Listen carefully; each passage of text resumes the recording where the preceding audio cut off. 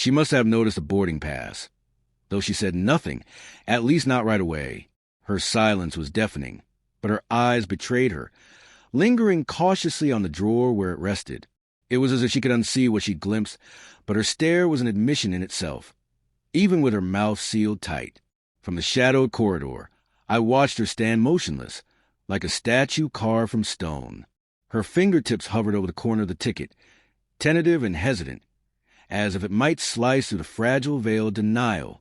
Then, with slow deliberation, she closed the drawer and slipped away. Her footsteps were soft, careful, like someone tiptoeing through a minefield, every movement calculated to avoid triggering disaster. She wouldn't speak of it. Not yet. People like her guard their intentions fiercely, cloaking truth in silence and shadows. I sipped my coffee, bitter and cold, letting the stillness seep deep into my bones. The morning hung heavy with the acrid weight of something already ended, like the last glowing embers of a fire long extinguished.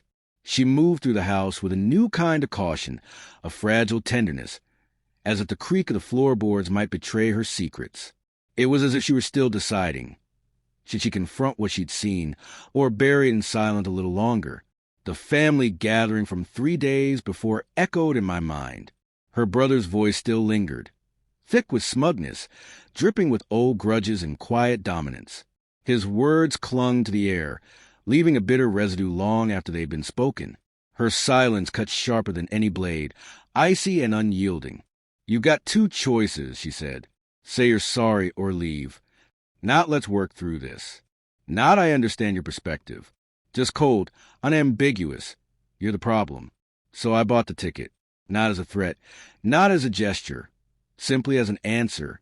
That morning, when she saw it and said nothing, I knew she was pretending not to know. But pretending doesn't stop someone from leaving. It just softens the sound of footsteps fading away. The tension at the reunion wasn't loud or chaotic, but precise, surgical.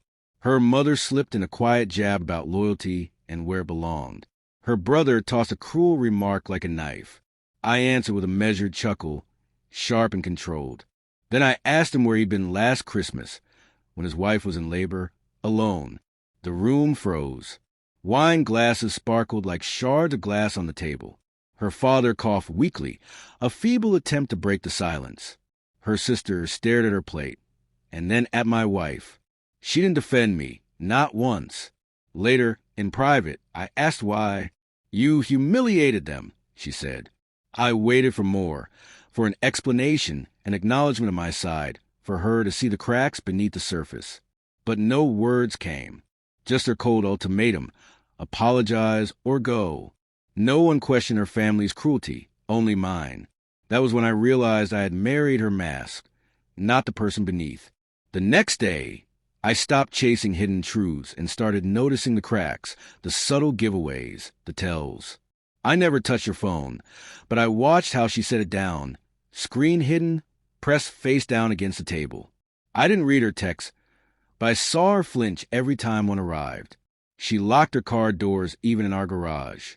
She began wearing makeup just to run errands, and she started using her brother's phrases, words she never spoke before.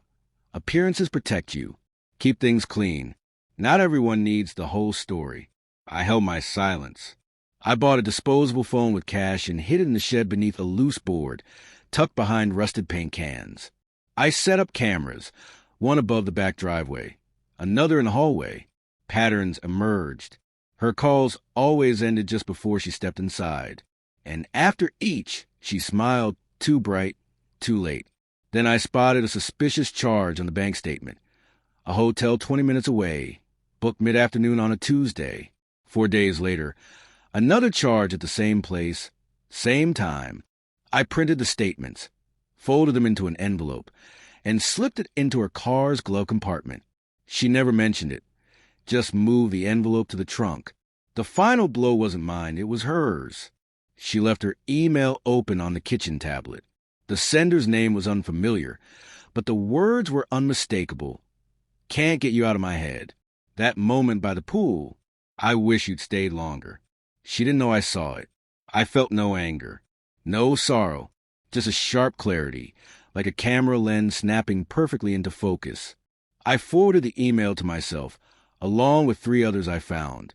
They were enough to map her movements, her lies. At dinner, I ate slowly, deliberately. Then I handed her the tablet, its screen glowing in the dim light. She read every word, her fork frozen halfway to her mouth, lips pressed tight. When our eyes met, there was no shame or fear, only a cold, calculating look. In that moment, we saw each other clearly, stripped of pretense. The next morning, I packed a single bag. I left my wedding ring on the bedside table and took nothing she could use to track me. I didn't slam the door. I left no note. I simply placed a ticket, the one she'd seen but never questioned, beside the coffee maker. She'd find it. She'd understand. Hours later, she called. I let it ring. When she texted, "Where are you?" I ignored it. When she wrote, "You can't just disappear," I deleted it. She wanted choice. I gave her silence, heavier than any apology. 6 weeks later, I live above a bookstore. The air smells of old pages and rain. No one here knows who I am. No one asks. Sometimes a woman's laughter cuts through the quiet, sharp, familiar, but I don't turn around. Regret doesn't find me. Not because I'm cold, but because I burned for so long there's nothing left to ignite. She thought love was a tether. I showed her what it means to break it. For good. She chose silence first. I only returned it permanently.